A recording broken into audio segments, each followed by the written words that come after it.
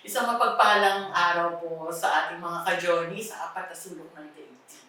Okay? Welcome po dito po sa ating napaka-interesanteng episode dito sa Sharing Hope Today, no? With Rose and Dulce.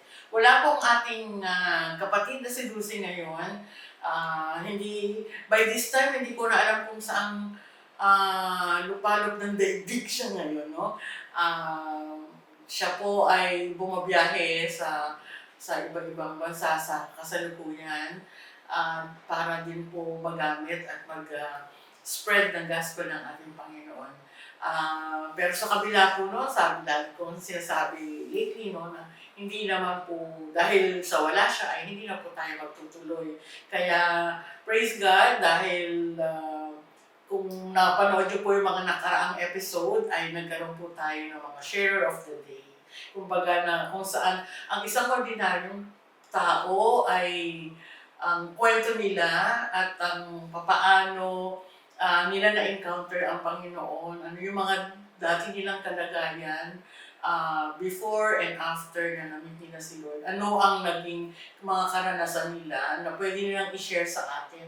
At the same time, ay sa pagiging ordinaryong tao nila, sa pagiging ordinaryong mamamayan, kumbaga ay na-encounter nila isang extraordinary God na siyang nagbigay ng pag-asa sa kanila. Nagkaroon sila ng magandang pananaw sa buhay at yun ang nais natin na mangyari ngayong araw na to, na ma-inspired sila sa kayong mga viewers namin. Ma-inspired sana kayo sa kwento na maririnig natin ngayon. Sa mga past episode natin ay nakita natin na ang Diyos natin ay isang Diyos ng pag-asa talaga. Walang ibang paghuhugutan. No? Pinag-usapan natin yung nakaangkla tayo sa Panginoon. Meron tayong isang guest kanina na kung saan dahil sa kanyang sakit at the age of 9, no, ay talagang parang nagkaroon siya ng vow, ng inner vows na siya ay magpapastor pag pinagaling siya ng Panginoon. And after ilang years, no, from age 9 hanggang ngayon ay 42 na yata siya ngayon, ay nag-materialize yung sinabi niya na ngayon. At yung huli natin ay yung from darkness to light. No? Mula sa isang masalimuot at magulong buhay ay ngayon ay nasa kaliwanagan. Ngayon ay ibang ring anggulo ang i-share sa atin ng isang kapatid. Ito pong taong ito ay lagi na po namin nababanggit ni Dulce sa aming mga past episode. Siguro ilang beses na namin siyang naikwento sa inyo. Naipalabas pa namin ng mga pictures niya. Pero ngayon, in flesh and in person, ay makikilala po natin ng isang lingkod ng Panginoon. Dating isang dance minister ng Panginoon at merong pinagdaanan, pero nanatiling matatag at matibay sa kanyang pananampalataya at hanggang ngayon ay epektibong ginagamit ng ating Panginoon. Siya po ang presidente ng PWD ng Salinas 1 at kasalukuyang usher ng All Nations for Jesus Church dito sa Imus, Cavite. At intercessor din po natin ang taong ito. At may hawak din po siya ng mga gawain sa tuklong, sa kawit, sa bayanihan. Tama ba yun? Bayanihan at dito po sa Salinas din. No? Ibig sabihin, sa kabila ng lahat ng pinagdaanan niya, ay eto pa rin siya, aktibo. At bago kami nagsimula, ay meron siyang shinare sa akin na kwento na parang, kung iisipin parang himala. Pero nagpapatunay lang na ang taong ito ay ginagamit ng Panginoon sa mga extraordinary situation. No? At alam ko sa puso niya, iisa ang nais niya at yan ay pangitiin ng Panginoon at nais niya talagang magamit ang buhay niya sa kabila ng ganitong sitwasyon. No? Na minsan lang nataningan ng buhay pero nakalagpas, nakaligtas, nakatawid at ngayon ay ay nilalakaran ang kanyang pagkatawag bilang isang lingkod ng Panginoon. Kaya ating mga ka-journey, please welcome our share for today. Ang isang hinahangaan ko at bagay na bagay sa kanya ang title ng ating episode ngayong araw na to, Embracing Resilience, no? Paano mo ba niyayakap ang katatagan, ang isang kwento ng isang Sarah Torres. Hello po, magandang araw po sa lahat. Yan. Tawag nito, excited ka ba o kinakabahan? Hindi. Magkahalo. Kasi lahat ng umupo dyan sa lugar na yan ay kinakabahan at Pero ngayon ang pag-uusapan natin yung katatagan, no? Katatagan sa mga pinagdaanan sa buhay. Ano ba ang mga hinarap mong challenges sa mga panahon na ikaw ay humaharap sa isang kalagayan na parang halos hindi mo mapaniwalaan. Okay?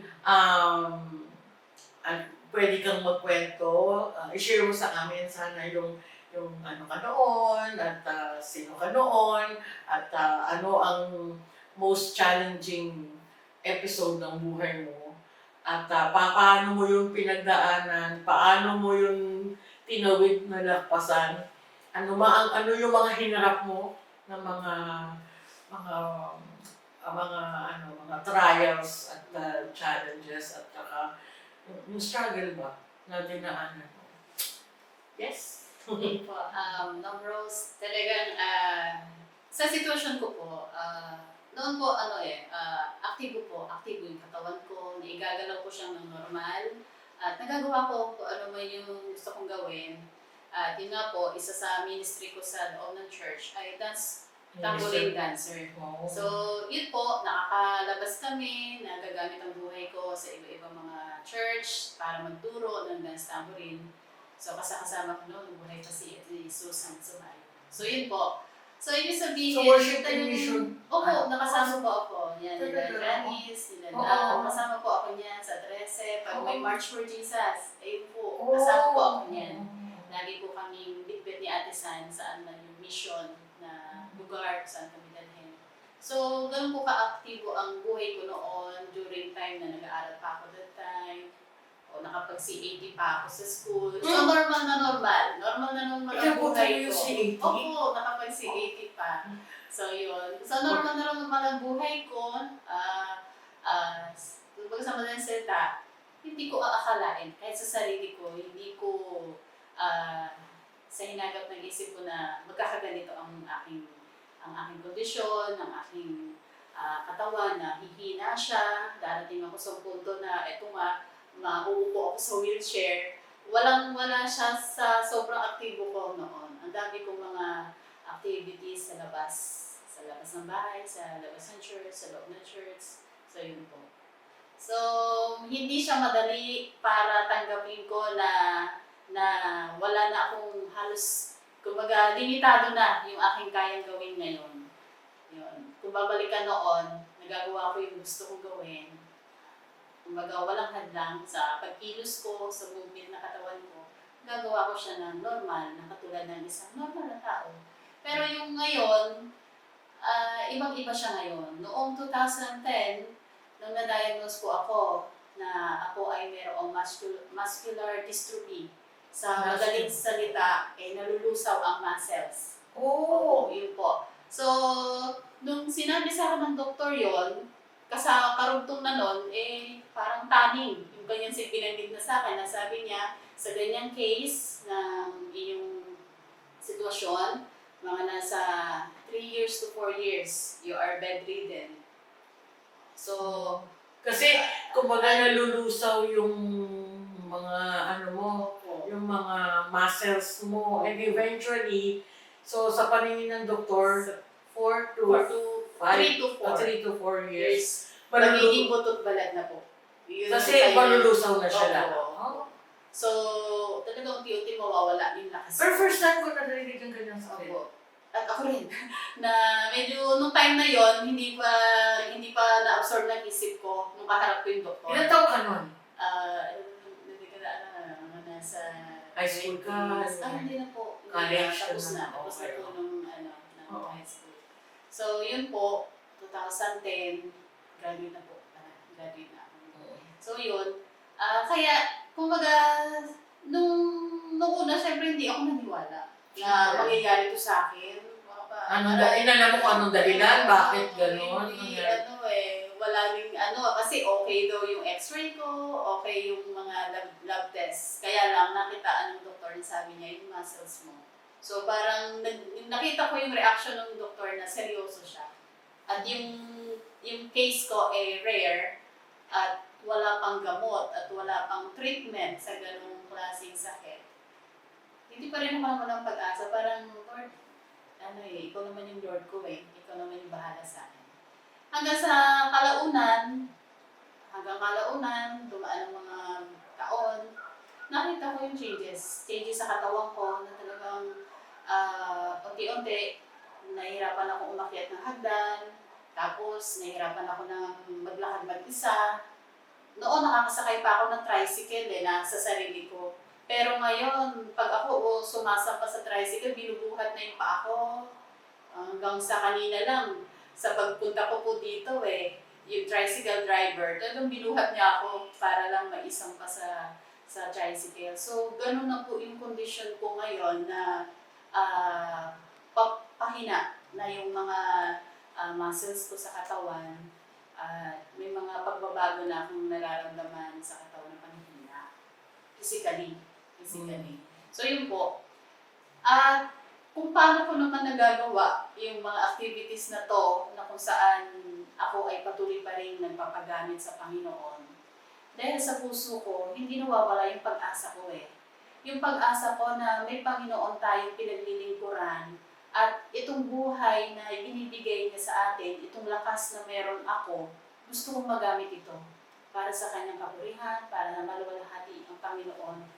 Sa tuwing meron akong nai-encounter na pinanghihinaan ng loob, hindi ko i-share yung testimony ko sa kanila na malakas ka pa kumpara sa sitwasyon ko. Pero ikaw na panghihinaan ng loob, wag. Kasi hanggat ikaw binibigyan ng buhay at lakas ng Panginoon, pag-gamit mo sa Panginoon. Kasi sa Kanya yan Katulad ko, kung sinabi ng doktor 3 to 4 years, magiging bedridden ako, maaaring mangyari yun. Hindi maaaring, kumbaga parang, posible yun. Pero, hindi ako doon tumigil doon sa sinabi ng doktor na hanggang doon na lang yung aking buhay, yung aking lakas. Nagpatuloy ako, umasa ako sa Panginoon. Sabi ng Lord, my grace is sufficient for you. Kung saan ka mahina, doon kita palalakasin.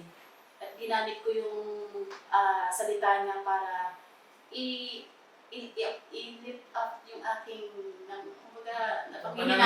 pananampalataya. Kasi napanghihinaan din po ako Napanghihinaan din ako. Pero talagang mabuti ang Diyos. Sabi ko nga, bawat araw, pinagpapasalamat ko yun sa Panginoon. Dahil yung buhay at lakas na meron ako ngayon, talagang galing sa Panginoon. Nakakalakad pa rin, nakakaalis ng bahay dahil sa biyaya ng Panginoon. Nung nalaman mo yung resulta nung ma-diagnose ka, bawa kunyari Lunes, nalaman mo yung resulta, ano yung naging pakiramdam at sitwasyon po? Paano lumipat sa iyo yung Martes, yung Miyerkules? Right after nung matanggap mo yung balitang ito ka 3 to 4 years magiging bedridden ka. Malungkot ako nun. Nagkulong ka ba sa kwarto? Umiyak ka lang? Doon yung time na parang kailangan ko nang may kausap. Yung kailangan ko nang may mag-i-encourage sa akin. Kailangan ko nang may magpe-pray sa akin. Kasi yung napanghihinaan ka. Kasi normal yun. Normal. Gabi, siguro alam niyo naman din yung pinagdaanan ng sakit ni Francis, no? Parang, ako nung matanggap ko ako yung unang nakatanggap ng resulta. Tapos, umiyak lang ako ng umiyak kay Lord.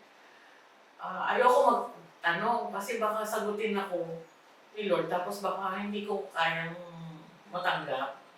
So, pero alam mo yung gusto mo rin na bakit, ganyan, ganyan. Tapos parang speechless nung ng ilang araw. Natatandaan ko pa yun 3 days talaga na hindi ako lumabas ng kwarto. Wala si Francis nung time na yun nasa Iloilo siya. Tapos, tumawag lang siya para tanongin na ano yung resulta. Tapos parang siya yung mismo nagsabi na cancer ba, gano'n. Tapos, hindi ko masabi. Sabi ko, hindi ko alam i-explain na lang sa'yo. Pero yung parang pinagpe-pray ko siya kung paano niya yung tatanggapin. So, hindi ko siya nakita personal, ano yung pagkaalam, di ba, minsan nagulat ba, nanlumo ba, di ba? Kaya ako interesado na, kasi hindi ako yung may sakit pero ako parang iyak ako ng iyak, talagang nagpatira pa ako sa sahig, asking for the help ni Lord, no? Parang Lord, turo mo sa akin paano ko ito haharapin. Ganon din ba yung naging mo? Opo, yun yung time na naghahanap na ako Naghahanap na ako ng kausap, naghahanap na ako ng may mag-i-encourage sa akin, yung magsasabi sa akin na mahal ako. Kasi parang, gandang-gando na lang yung buhay ko. Parang, mahirap siyang matanggap sa una. Tapos, tuwing gabi, iiyak ka. Iiyak ka kasi, yung parang, Parang parang yung parang sa depression oo. yung hindi mo siya basta matatanggap na ganun kadali. Hanggang sa dumating ako sa point na niyayaya ko na si mama, malabas tayo, kain tayo sa labas. Ay, ikaw pa nagaya. Yung tipong, ang pakiramdam ko mag-isa kasi. Yung parang mag-isa ako sa ganitong sitwasyon ko na dumadaan ako sa magkahalong, yung takot, tsaka yung panghihinaan ka ng loob. Na hindi mo una matatanggap na ganun ba kalala yung sitwasyon ko. Meron ka bang tanong na, paano, saan ko ito nakuha? Bakit ako, di ba pwede mong tanong mo sa sarili mo, no? Or sa doktor na, ano po cause nito? Bakit po ako nagkaganito? Natanong mo ba yun? O wala? Parang blanco ka na lang. Hindi na parang, nag-strike na lang nag-strike bigla. na lang sa akin yung gano'n na may sakit akong gano'n. Tapos, may taning na ako ng gano'n. Paano yun? Oo, parang bata ko pa. Bata ko pa. Oo. Kumbaga parang hindi pa dapat ngayon, di ba? Ganon. Pero it took you a while na parang ang hinanap mo, kausap. Ang gusto mo, ang kinailangan mo, yung magsasabi sa'yo ng comfort, ng love ka, and gano'n. Pero meron nakakaalam among brethren or family na maliban. Si mama mo, paano Siya yung kasama ko nung mismo nung sinabi yung kami dalawa. Anong reaction niya? Parang nakaano lang siya sa akin, nakatingin siya sa akin. Tapos nakita niya naman ako na hindi naman ako umiyak dun sa harap ng ng doktor. Nakita niya ako na nung time na yon, inoperan ako ng doktor na kailangan mong mag-wheelchair, ganyan. Sabi ko, hindi tayo kukuha ng wheelchair kasi nakakapaglakad pa ako. Kaya ko pa. Basta nandiyan ka lang, kakapit ako sa'yo. Yung sabi ko, basta kakapit ako sa'yo, kaya ko pa maglakad. So, hindi pa talaga ganun ka linaw sa isip ko na may ganun akong kondisyon na talagang yung magagrabe. Pero, nung sinabi ko yung sa mama ko, sige, parang hinayaan niya lang ako sinuportahan niya ako, o saan gusto pumunta, uwi na tayo ma. Ganun. Tapos, pag uwi ng bahay, hindi ako nag-umiyak or naghagulgol ng iyak gano'n. Sabi ko, basta ako pa nga yung parang, kay mama paalalay. Maalala sa kanya na Gusto mo ipakita sa kanya na okay ka lang. Gusto ko ipakita ka sa kanya na okay lang ako ma. Hindi ako affected, parang gano'n. Pero, although sa kanya, sa harap niya, nasasabi ko yun na strong ako, hindi ako affected, sa narinig ko doon sa doktor. Pero hindi niya alam, tuwing gabi, hindi iyak ako. Ganon. Ganon ako. Bakit naman ganon? Pero pag ginabukasan, ito na ulit. Okay na ulit ako. Artista! Uy, ganon ako. Oo. Hanggang sa dumating na lang yung time na nakikita nila ako na, ayun, nag-i-involve ako sa mga ibang activities. So, sa kanila okay na rin. Pag nakikita naman nila na, Siguro ayaw rin ipakita ni mama mo na mahina siya o na-depress din siya kasi baka mamaya alam na sa kanya ka humumugod din ng lakas. At the same time, ikaw din naman, ayaw mo rin namang panghinaan ng loob sa harap niya kasi ayaw mo rin din siya na maapektuhan, di ba? Maganda yun without saying any words nararamdaman nyo na inaalalayan nyo ang bawat isa, which is good, no? So, then, nalaman mo na, but you still keep on doing what you're doing before, no? Kasi, ka pa naman parang normal pa rin naman ang pakiramdam mo. And then, kailan nag-start yung naramdaman mo na hindi ka na nakakalakad on your own? Yun yung parang yung kaya ng isip ko pero hindi na kaya ng katawan ko, yung lakas ko. Doon na yung time na hindi ko na pala kaya itong gawin. Talagang very limit na lang yung kaya kong gawin. Yun na yung time na talagang kailangan ko na ng talaga. Kumbaga, doon na nakita na ng family ko na gano'n yung sitwasyon ko. Tapos yung tulong nila, yung support nila sa akin, si mama, saan ako pumunta, karay-karay ko siya. Pag sinabi ko, ma, meron akong gawain sa gano'n, attend tayo doon, andyan siya. Pinaglalaanan niya kahit gano'n siya kabisi sa loob ng bahay. Yan, pinaglalaanan niya na samahan pa rin ako ng time niya, na samahan ko. Ganyan. At may time talaga na kahit anong busy niya, talaga siya na sige, pag sinabi sa Kumbaga naging priority ka na ng mama. Naging priority niya ako talaga. Kahit walang ulam, sasamahan kita. Gano'n, no? Naman talaga, yung family ko, hindi naman talaga naging yung pinaramdam nila sa akin na sobrang kawawa ko. Hindi naman. Kaya sa akin, nakatulong yun para medyo, andun yung confidence ko naman. Diba? Nandun naman yung confidence ko na yung family ko. Tsaka, syempre ayaw mo nung pakiramdam na kinakaawaan ka, na parang disabled ka talaga, na wala ka nang pwedeng gawin. At least parang tinitreat ka pa rin, hindi, okay lang yan, normal ka na. Tinitreat nila akong normal, kahit na alam nila na hirap akong gawin. Pero dahil sa ganun sila sa akin, nakatulong yung sa akin para i-push ko din sarili ko na hindi kaya ko to. Yung kumpiyansa sa'yo, no? Yung kumpiyansa. Kumbaga parang, kahit na mentally alam mong hindi, or physically hindi mo kakayanin, pero yung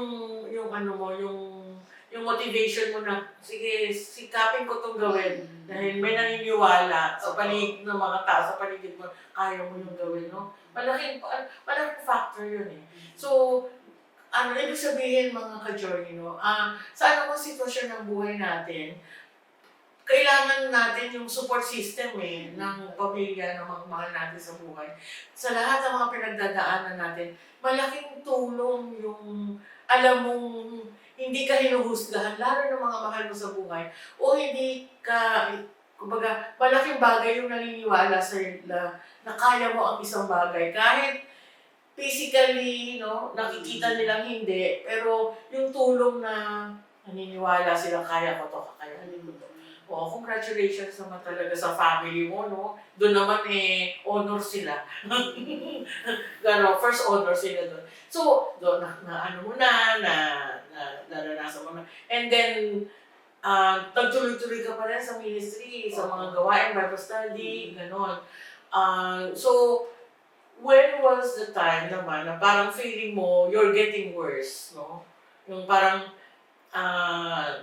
nung nararamdaman mo na mukhang mukhang lumalala ang pakiramdam ko, ano.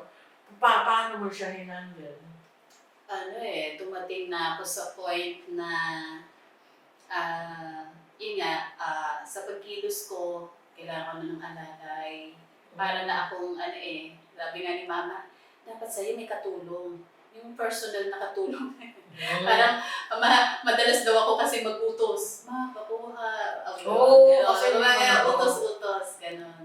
So, dahil ang ano ko na ngayon ang dinidil ko na ngayon sa sarili ko, yung pagbabalanse ng katawan ko.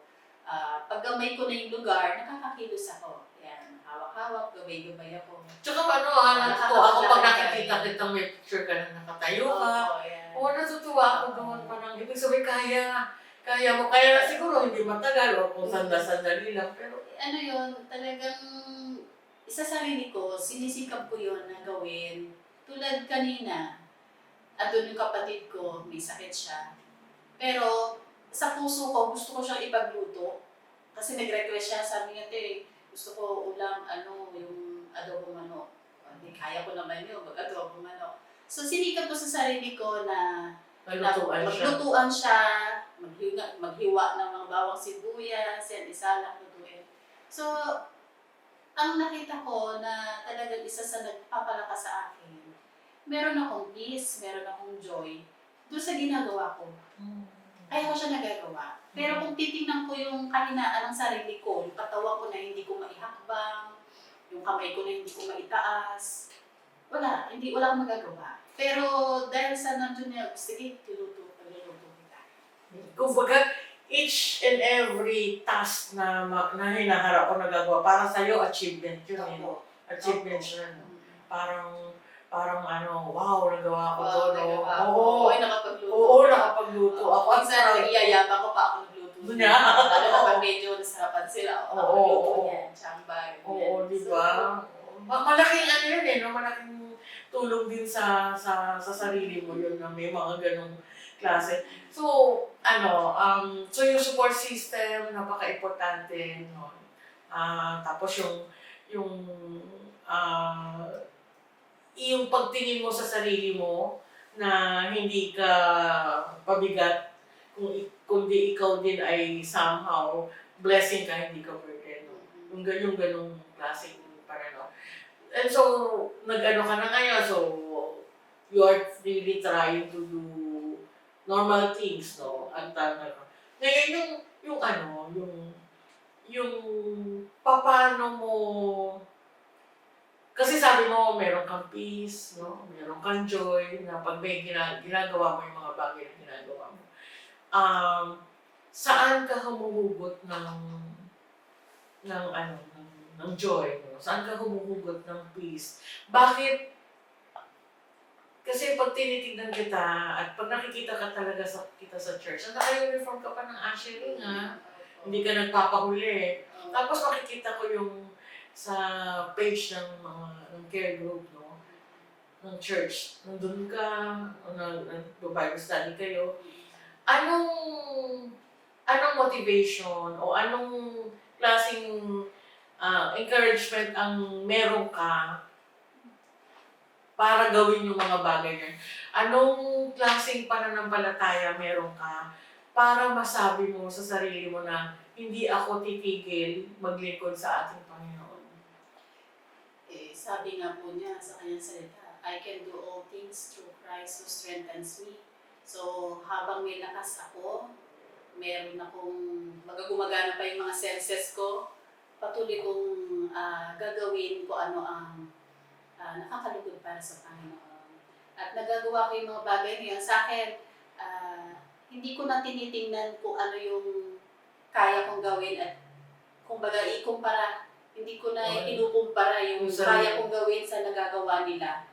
Katulad nga sa ushering, para sa akin, malaking na sa akin challenge yung maging maaga pagdating sa church. Kasi po, pag katulad ko sa ganitong sitwasyon, napakatagal ko pong magbihis. Kumbaga sa sarili ko, kung paano ko siya igayak bago ka makarating ng church, matagal na oras. Pagligo, paglihis, tapos yung sitwasyon namin sa bahay, kailangan namin pumunta doon sa terminal. So, tutulak pa ako ni mama sa wheelchair para makarating kami sa terminal. So, hindi ganun kadali. Hindi ganun kadali. Pero, yung sabi ko, usher ako, kailangan maaga. Pag usher daw, kailangan maaga. So, sinisikap kong maging maaga. Kahit na pagdating ko dito sa church, wala naman silang task na ibinibigay sa akin na kung ano man na gagawin ko. Di ba po? At talagang binibigay nilang nila ako ng mga, alam nilang kayang-kaya ko, napakadaling gawain. Sa akin, para sa akin, yun na, nandun na yung joy ko na Lord, sabi mo, di ba, maliit o malaki, na ano man ang gawain namin, maliit o malaki man ito yung paglilingkod para sa iyo. Tanggap yun, ano yun ang Panginoon sa atin.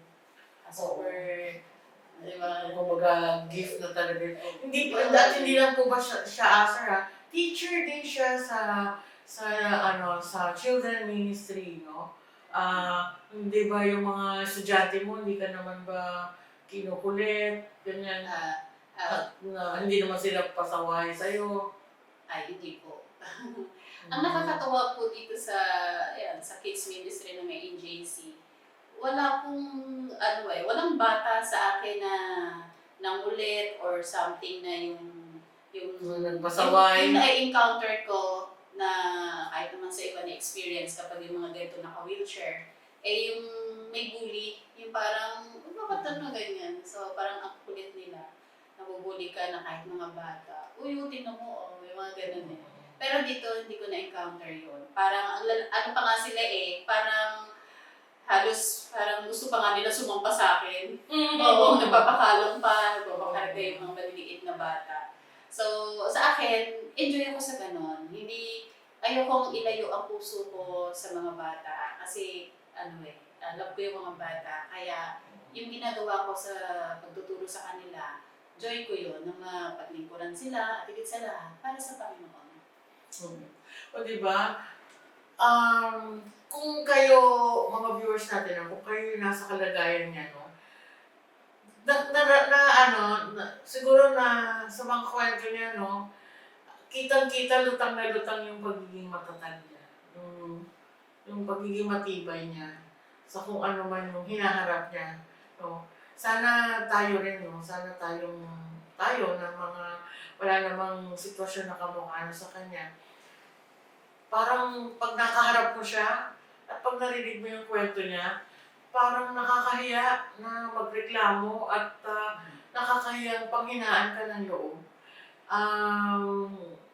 Sa nakikita ko kasing pinapagawa sa kanya ng Panginoon, yung kalagayan niya ng itself is a very, very big encouragement na at saka parang ako kasi nung iniisip namin talaga, sa totoo lang masyado kaming inspired ni Dulce sa kwento niya. Kaya nga, may mga episode kami na siya yung ginagawa namin illustration. No? Kung kayo talaga matagal ng viewers namin. Tapos lagi namin siyang napapag-usapan, lagi namin siyang... Pero yung itong ganito na face-to-face ay marinig mo siyang magkwento ng ganito. Kasi kilala ko naman siya, matagal na, bata pa yan, bata pa kami. Hindi pa ganito yung buko nun. Pero, alam mo yung nakita mo yung kung gano'n siya katibay, no? Parang, minsan may mga Bible study na nakapunta ako sa kanila eh. Tapos tinitignan ko kung paano yung daloy ng mga Tapos, magpapakain sila, pinapamerienda nila kami. Parang sabi ko sa sikip at sa ng gagalawan mo, paano niya nagagawa yun. Pero siguro nga, nag-uumabaw yung pagnanais na magamit siya ng Panginoon. Sa kung anumang paraan. No? Kaya sa ating mga wala namang kapansanan, no?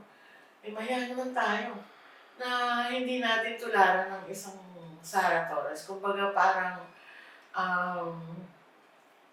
nakakahiyang magreklamo, nakakahiyang magsabi ng nanghihina ang loob ko, nadi-discourage ako, tinatamad ako.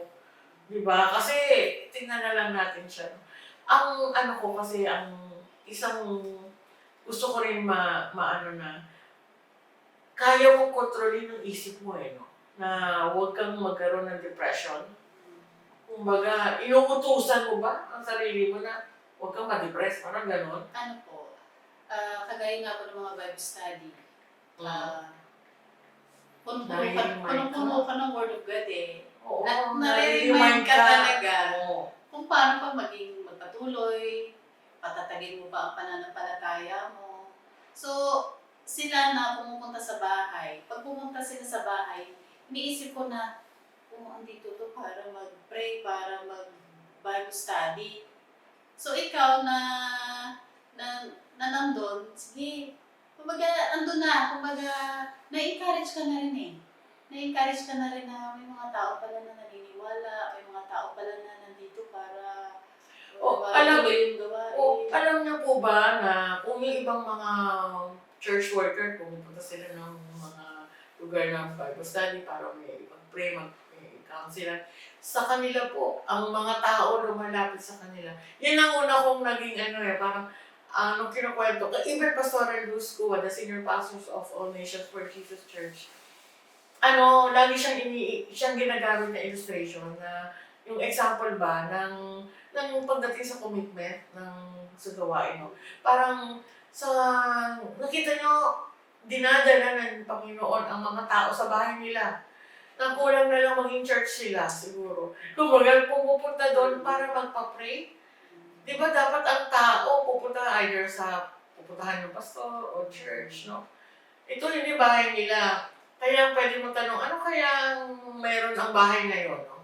Pwedeng sa lahat ng pumapasok doon ay nagkakaroon ng peace, na nai-encourage, no? At ano nga kaya ang nakikita ng mga tao ito sa kanya, sa buhay niya, sa buhay ng kanyang pamilya, at sa tahanan nila para bumalik doon at take note, meron din siyang regular everyday na bisita na kumbaga itong bisita niya na ito pag tinignan mo or sa pagkakakilala sa lugar nila pero parang kailangan talaga ng pag-aalaga sa pag-iisip pero nang dahil sa pagtitiyaga ng isang Sara Torres ay nakakakita sila ng improvement dun sa tao na yun kaya ibig sabihin nagdadala si Sara ay naging hope carrier ng Panginoon. Naging tagadala siya ng pag-asa sa sino mang pumapasok sa bahay na yun, kung sino man ang lumalapit sa kanila para magpa-pray o magpa-counsel o mag-aral ng salita. Siguro yun ang nakikita kong bottom line doon. Na kaya siguro matatag ang isang Sara ay dahil siguro pinupuspos siya ng salita ng Panginoon. At dahil sa siya na nag-intercessor, no? Kumbaga, siya, yung spirit niya talaga are always resting in the presence of the Lord, no? Kaya meron kang peace, makita mo yung aura niya, hindi mo siya makikitaan ng napapagod or pwedeng malungkot, pwedeng pero makikitaan mo siya ng katatagan, ng commitment, no? And salamat sa buhay mo. Napakalaki mong inspirasyon. Parang sino kami para magreklamo, no? Sino kami, yung mga pinagdaanan mo, kung paano mo hinarap, no? Although normal yun yung for a while, yung pagtatanong kay Lord, pag-iyak, lalo na sa gabi na you're on your own, wala na ang lahat.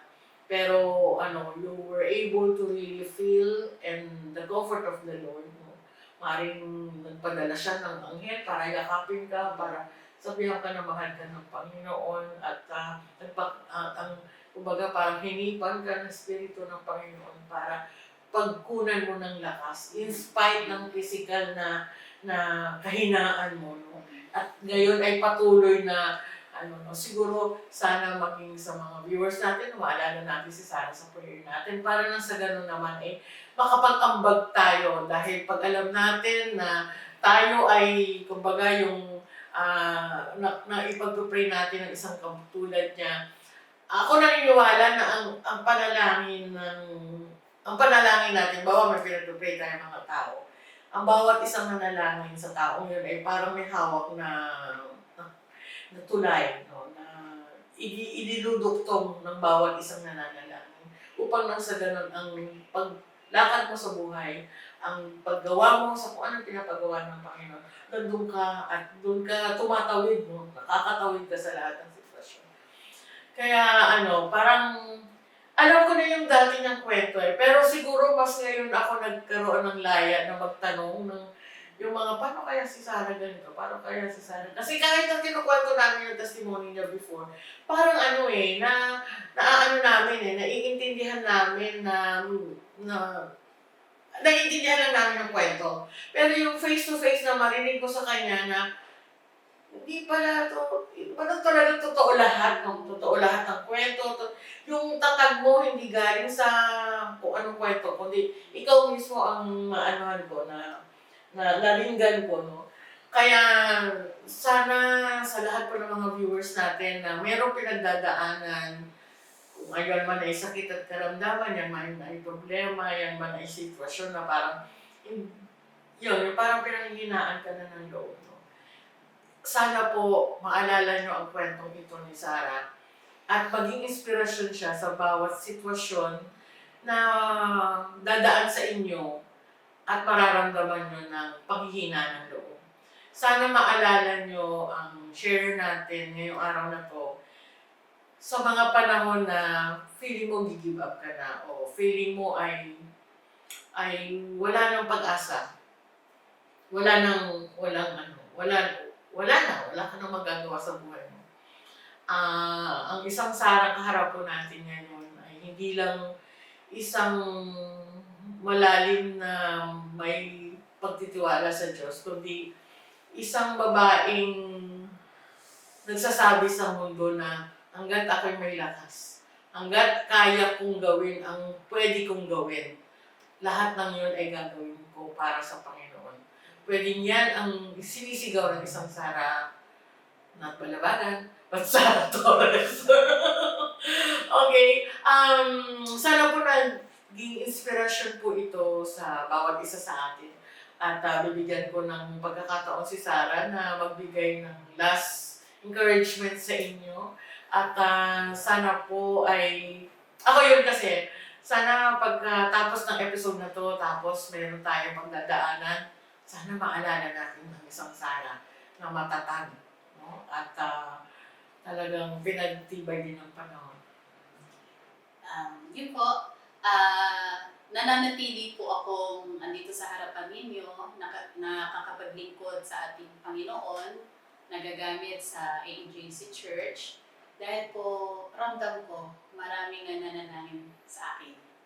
Kaya iyon ang nagiging lakas ko kung bakit ako nandito. Nagagawa ko pa rin yung nais ng Panginoon gawin.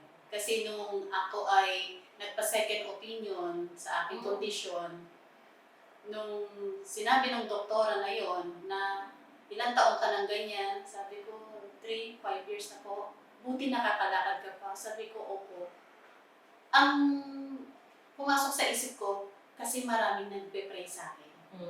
Kaya nagagawa ko pa rin yun. Kahit na sa diagnose ng doktor, imposible na nito, 5 years na.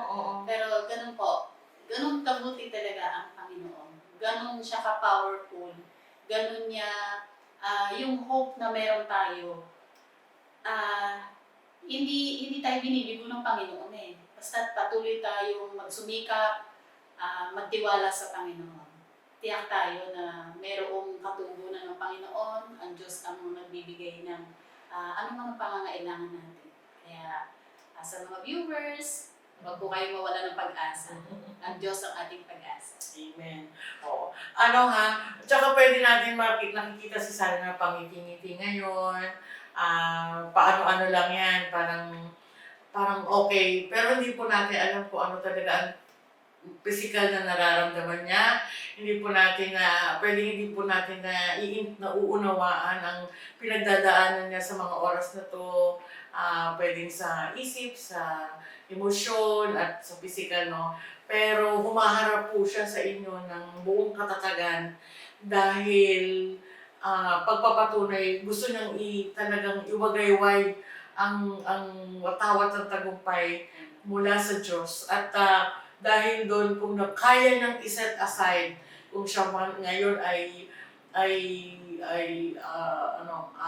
may pinagdadaanan, kung siya man ngayon ay nasasaktan o nahihirapan, pero bit-bit niya, yun lang yung nakikita ko ngayon. Parang bit-bit niya ang watawat ng tagumpay at winawagayway niya po ito sa ating lahat.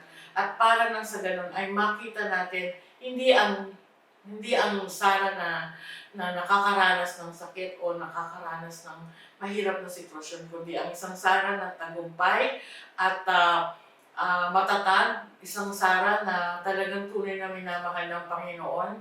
At ang bawat araw na makita natin siyang maayos, buhay, patuloy na naglilingkod sa Panginoon, ang bawat araw po na yun ay isang sagot sa panalangin ng napakaraming kapatid na nananalangin para sa Kanya. Tulad ng sinabi ko kanina, na ang mga panalangin natin ay parang tulay, no? Isang parte ng tulay. At habang tayo ay nananalangin na sama-sama para sa Kanya, nagkakaroon po siya ng panatag na daan para magawa niya ang pinapagawa pa sa Kanya ng Panginoon. Maraming salamat sa iyo, Sarah. Nakakaiyak, na nakaka-encourage, na parang sabi mo, parang buhay to na parang, there is always a story behind every success and every victory, no, sa struggle natin kay Lord. Pero, ang taong ito ay flag carrier, no. Tagadala siya ng bandila ng tagumpay na nagmumula sa salamat sa buhay mo. Naiyak ako. And anyway, gusto kong ipagkaloob sa iyo ang gift pack na ito mula sa MX3.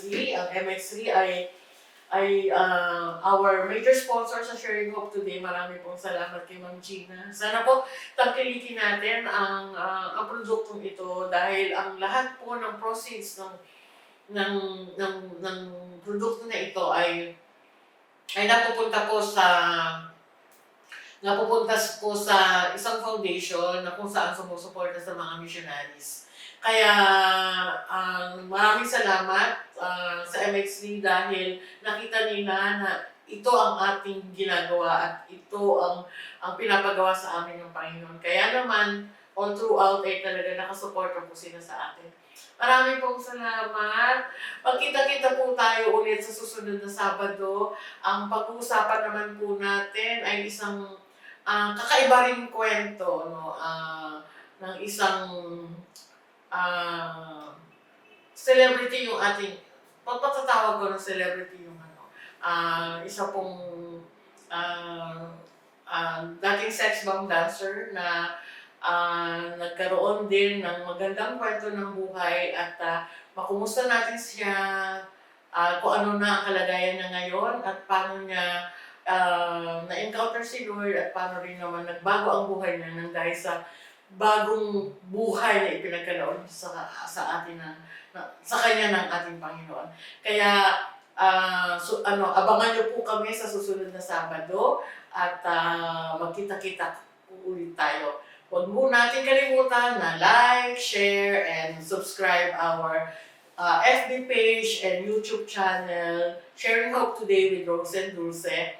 At don't forget to click the notification bell para na sa ganun din, every upload namin ay ma-notify po kayo. Okay? Kaya marami pong salamat. Sana lagi nyo kami subaybayan kasi itong series of episodes namin ay magagandang victory stories, no, na encounter nila sa ating Panginoon. Panginoon na sana ay maging inspirasyon sa inyo, maging encouragement sa inyo. Dahil wala pong pagsubok, walang problema na hindi pangkaraniwan. Lahat po yan pinagdadaanan ng bawat isa sa atin, okay? Kaya, thank you.